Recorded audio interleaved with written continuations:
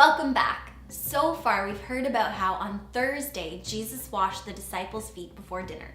He did this to teach us how to be good leaders. Even the most important leader must be willing to serve others.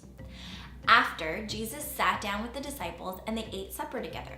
During dinner, Jesus stood up and passed bread and wine around the table to share. He told the disciples that the bread was his body and that the wine was his blood.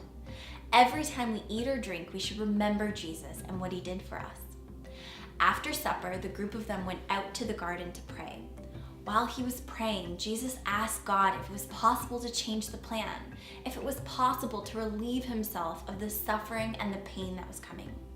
But Jesus remembered that it was God's plan that mattered most, and he finished his prayer by submitting to God's will and God's plan, even when he was really scared. Today, we're going to hear about what happened after Jesus prayed in the garden. When Jesus came back to his friends in the garden, suddenly they were not alone. Judas, one of Jesus' disciples, was in the garden with a big group of soldiers, high priests, Pharisees, and servants. They were here to arrest Jesus. Up until recently, Judas had been a loyal follower just like the rest of the disciples.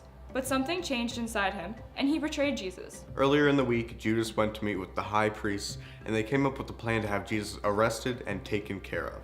Judas was paid for his actions, and his greed turned him against his friend. When we go back and read some of the earlier stories, we can see how much Judas really loved money. And this week, we can see that his love for money was stronger than his love for Jesus.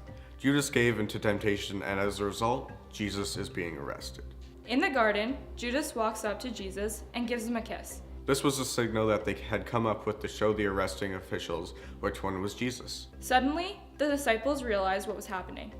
They knew that the religious leaders had been looking for an opportunity to arrest Jesus and to get rid of him, and it looks like Judas was helping them.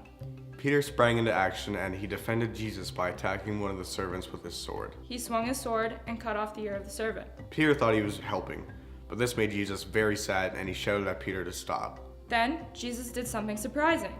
Even though Jesus knew these men were here to arrest him, he came up to the servant, touched the side of his head, and healed his ear, just like that. But his act of kindness didn't change the guard's mind.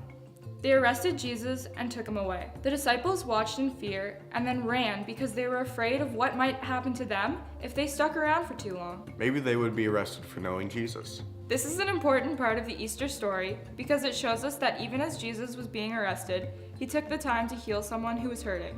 The servant was there with the arresting guards and religious leaders. He was there with a group of people that wanted Jesus gone. But Jesus didn't think about this when he healed the servant. Instead, he looked at the man who was in pain and healed him. Jesus loves us so much, and he doesn't want to see any of us in pain. No matter how we feel about him, he loves us and he's there for us. This story also tells us about how Jesus wants us to act when someone attacks us or bullies us for our faith.